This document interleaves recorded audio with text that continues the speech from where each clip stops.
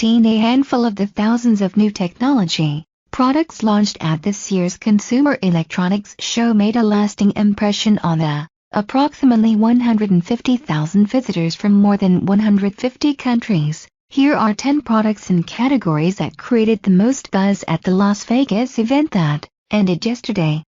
Many of the rest are destined to fade into obscurity. Huawei watch smartwatches continue to be a hot theme heading into 2016, and China's Huawei has some of the most handsome offerings. The watch Jewel and watch Elegant, selling in early 2016 for $599 and $499, run Google's Android Wear software and are aimed at women.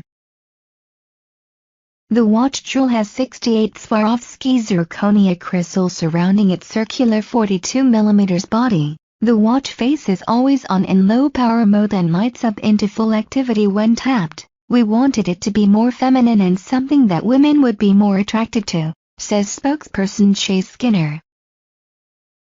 Wearables also continue to be big, with companies and entrepreneurs literally trying to cover every body part with connectivity and sensors. Montreal's Hexoskin announced a new smart shirt, which measures its wearer's cardiac and breathing activity.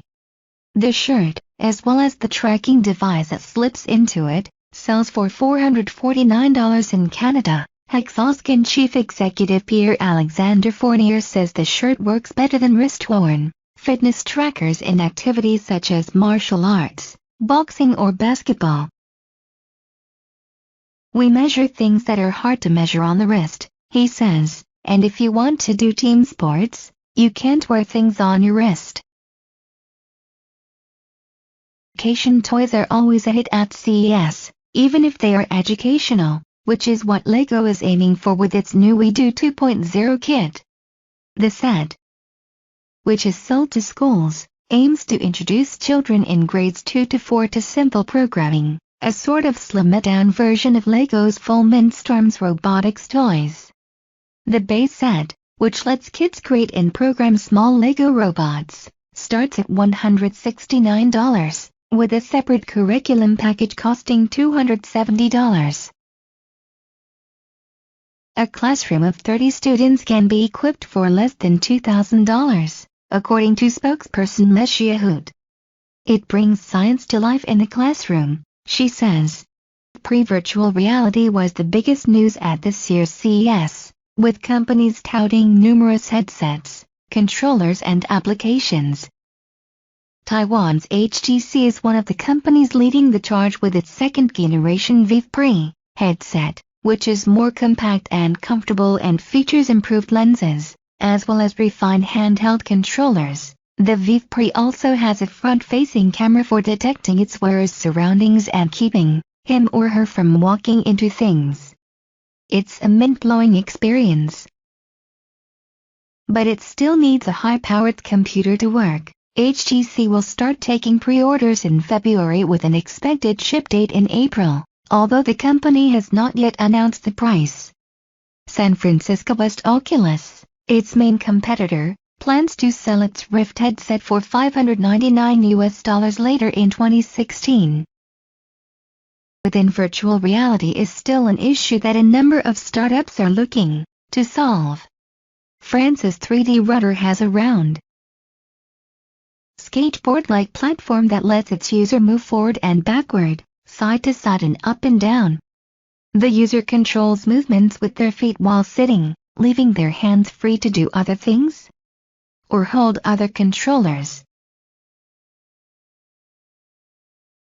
We believe it's the solution to movement, says company founder Stanislas Kisney. It helps to keep your hands independent. The 3D Rudder will be available for pre-order in March for $175. And systems, also known as drones, were everywhere at this year's CES, although fortunately for attendees, they weren't allowed to fly freely and were instead relegated to caged silos at booths. The options spanned the gamut from inexpensive toys from the likes of France's Parrot to the Inspire One, pictured from China's DJI. The Inspire 1 sells for $2,600 US and is aimed at professional filmmakers, with a 4K camera and video positioning system. Cars also attracted a good deal of attention, with CES quickly becoming automakers' preferred venue for making product announcements.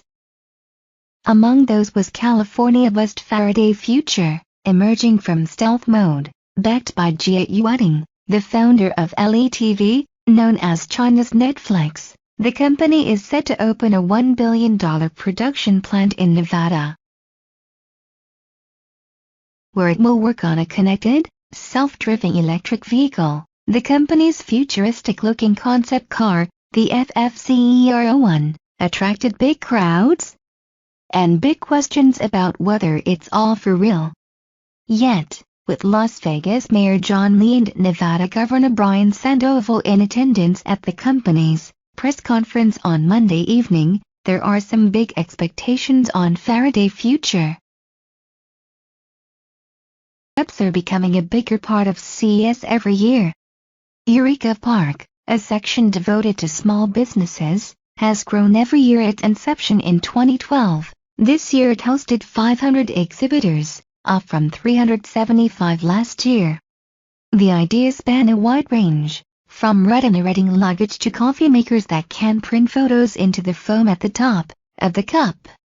One unique idea is Droppler, from California's nascent Objects, which measures water consumption by listening to how much noise a household's taps make. The $100 device then syncs with an app, where users can see exactly how much water they're using. You'd be surprised how much people lower their consumption once they can actually visualize it, says company founder Bob Okelma.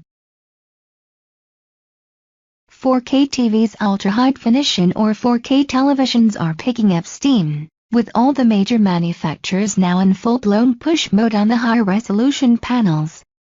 Aside from packing more pixels onto screens, however, the TV makers, including Sony, Samsung and LG, are also adding high dynamic range technology, resulting in better color ranges and wider whites. Tracking firm IHS expects global sales of the higher-end sets to hit 96 million by 2019, up from just 12 million in 2014.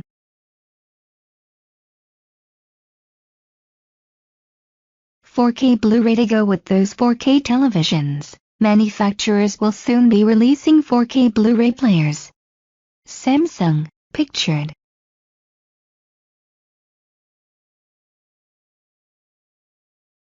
And Philips were two of the major companies to announce devices at CES. Samsung is aiming for a March release but has not disclosed a price, while Philips Player is expected to cost under $400. Film studios also used CES to announce products, with Warner Brothers saying it will release 35 4K Blu-ray movies this year, including Mad Max, Fury Road and the Lego Movie.